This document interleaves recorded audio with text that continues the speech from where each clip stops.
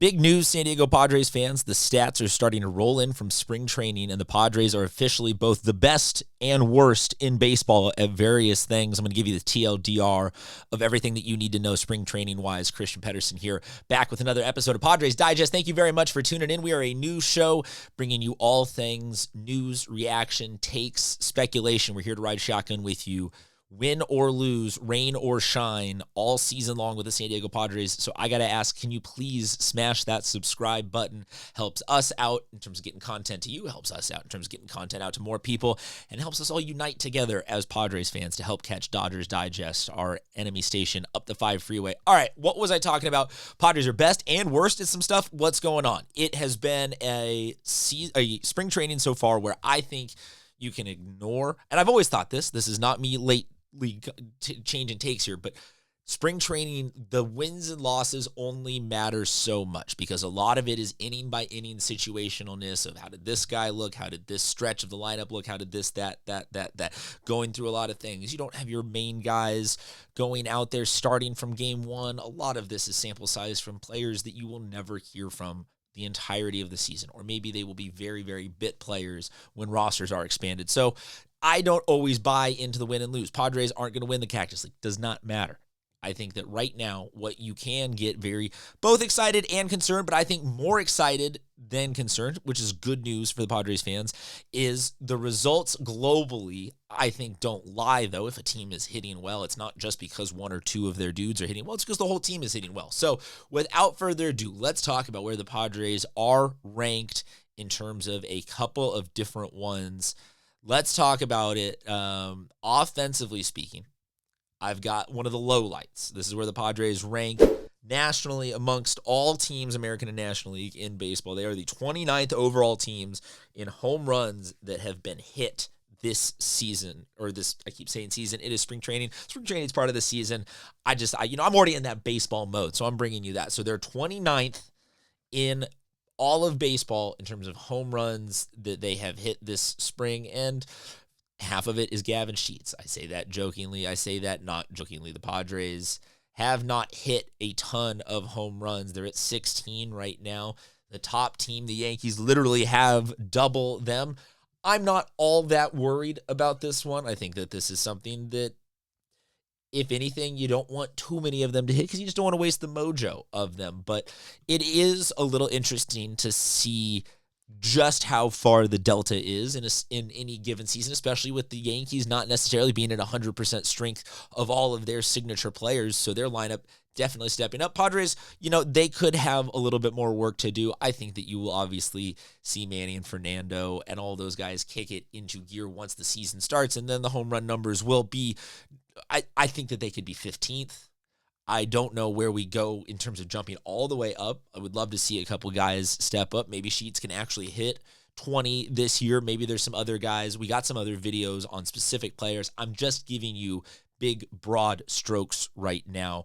So the bad there, here is the good. This is that the Padres are also very, very low ranked, but in the way that baseball does their stats online, the 29th team here that you are looking at is in terms of the total number of strikeouts. So we have the second fewest strikeouts, offensively speaking, as a team in Major League Baseball. We are only one strikeout ahead of the Minnesota Twins, so we are one away from being the best team in terms of not striking out. And when I'm weighing the two, what am I seeing here between us hitting the fewest home runs and us having the second fewest strikeouts? I love this one. I love the strikeout numbers because to me, that is a broad strokes reflection of guys are putting the ball in play. Guys are getting the counts they want. Guys are on the attack. They are on the go. They are approaching these at-bats with a good quality mindset, and we're getting in-play results. And to me, you take, I know baseball loves its power, but you take contact, you take ball in play, you take walks. Give me station to station, base at a time, ton of guys on, in terms of more opportunities to score as a better approach to baseball than specifically we got to have that slugger at 4, we got to have the speed at 1, we're going to formulate, that's how we score. Just give me guys in play all the time. Let's make something happen. These are all very capable Major League Baseball players, and if you're telling me that I got to say, hey, we're technically the worst at this, but we're also the best at this. I think the best of this versus the worst of that. I'm more happy than I am concerned, especially given, like I said, half the home runs are from Gavin Sheets. So really, you're getting a lot of the main guys who just have not kicked it into gear. And, some of those guys just,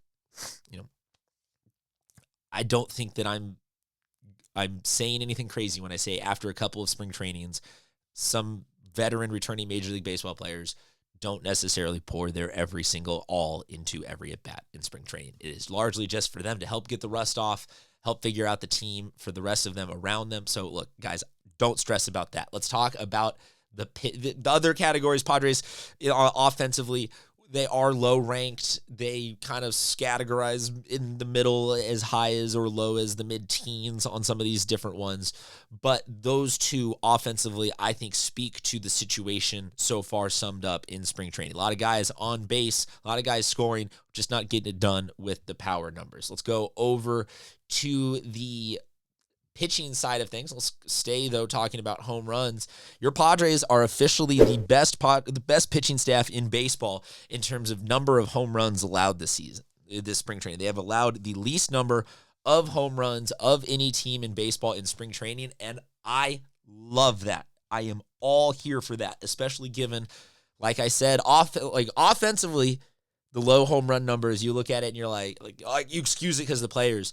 It's the inverse on the pitching side. I love it because of the players, because we are seeing both starters, regular, normal guys, Michael Kings, Ceases mixing in there, but it's largely been the bulk of a bullpen that had a lot of question marks going into it. Yes, we have Robert Suarez closing out the ninth. We know that he's fantastic. There was no question there, but the rest of that lineup was not very set in stone, and there was a lot of who's going to take the 4 or 5, maybe slot in as an extra starter. Does someone there spill over into the long relief? Does someone get moved around? Where's Morihone as our top lefty? This guy's got this. There's just a lot of questions and not a lot of certainty, and I think maybe this doesn't answer specific questions about who's going to take those bullpen slots, but I think it should give you more confidence that whoever it is that is taking those bullpen slots knows how to keep the ball in the park. And when you put that combined with the major league lineup that will be out there, I think we are a defensively plus team as the Padres